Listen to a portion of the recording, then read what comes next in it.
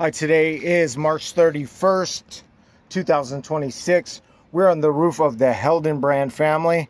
It is currently 86 degrees, 12:15 in the afternoon. I'm going to be doing a repairability assessment on that shingle that's marked out in X. We have the surrounding shingles marked out as 1, 2, 3, 4, 5, 6, 7, and 8. Have a notepad here to keep notes if needed.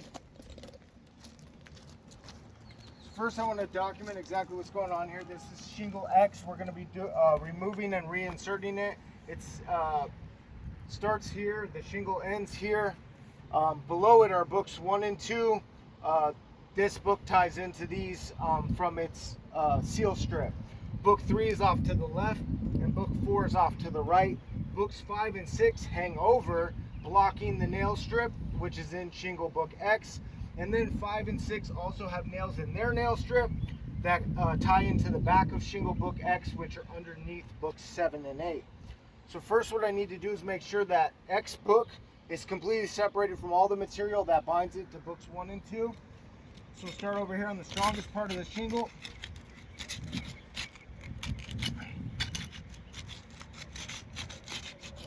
Just work our way across. Running into some stuff there that's kind of gunking up. I'll use my roofing snake to try to pry it up a little bit. There we go.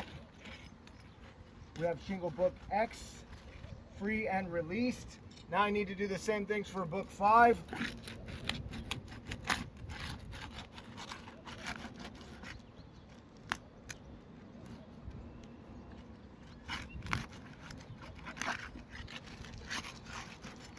All right, now we'll do the same things for books 7 and 8.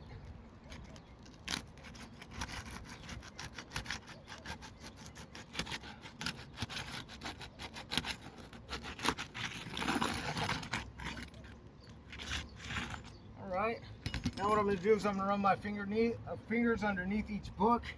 Make sure that we don't have any aggressive mat transferring or tearing.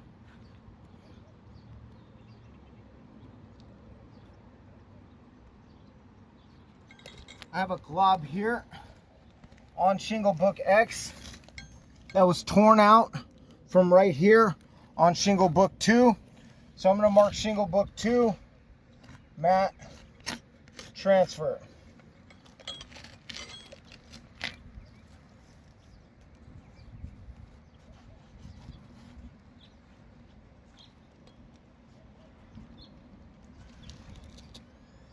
Shingle book 5 and 6 do not have any mat transfer on them.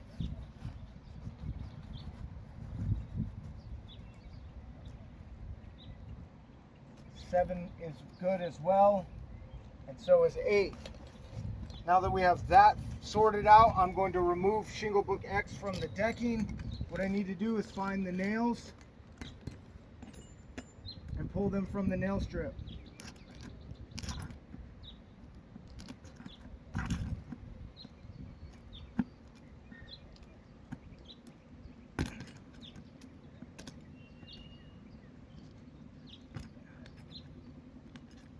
There's 1.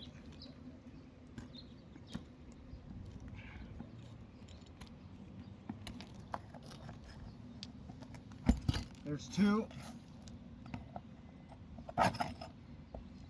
This one's going to be difficult because of the angle. So I'm going to go from underneath. And it popped through. I'll have to pull that nail after I remove the shingle book. See here that this one is a little far down as well. Get it popped out. This one as well. So now I have those removed. I need to check underneath.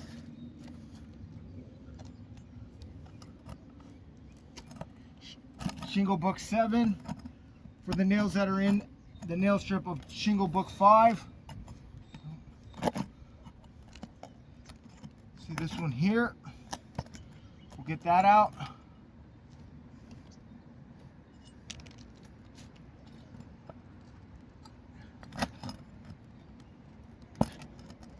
get that one out. We have one more right here. I think this one is driven in a little too far, so I'll go from underneath. I've got it popped up correctly. Now I should be able to slide the book out. Looks like I still have one nail. Feels like it's right underneath here, and it is. Boom. Let's see if we're able to slide it out now. Nope. We still have one more nail. That nail's going to be right here in this corner. And we see that it popped through. Shingle book 6.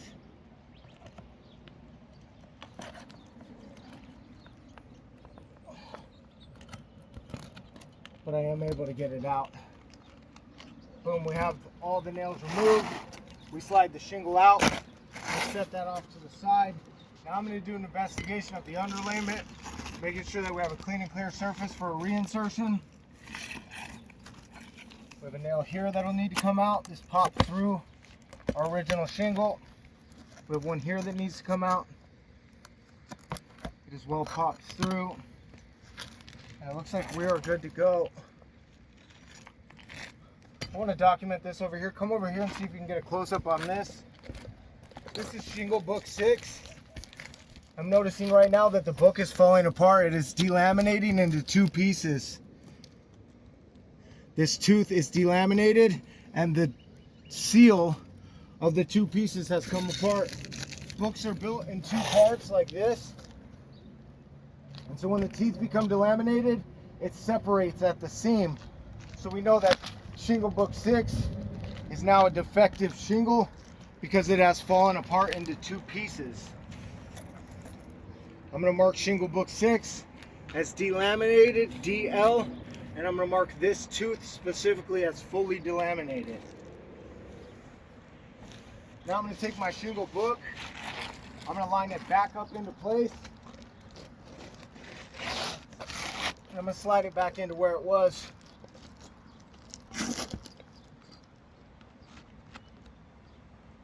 I have the shingle book back in place.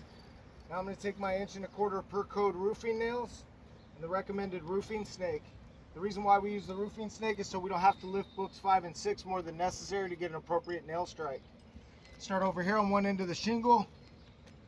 Make sure I'm lined up in the nail strip, straight. There's one. You see an indentation there from the roofing snake. That's a tool impact. I'll mark that, tool impact.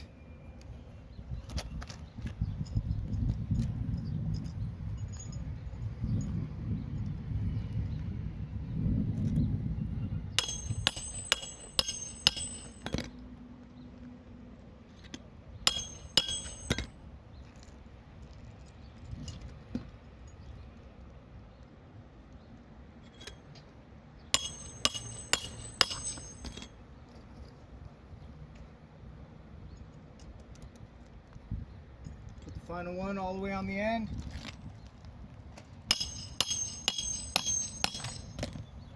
Boom, we have our shingle book back in place. Now I'm going to do an investigation of all the things that have taken place because of the reinsertion. We know that we have mat transfer from book X onto book 2. Book 1 is in good shape. Book 3 is in good shape. Book 4 is in good shape. Book 6 is a completely damaged shingle because it is delaminated at the seam. Book 5, we have a delaminated tooth here.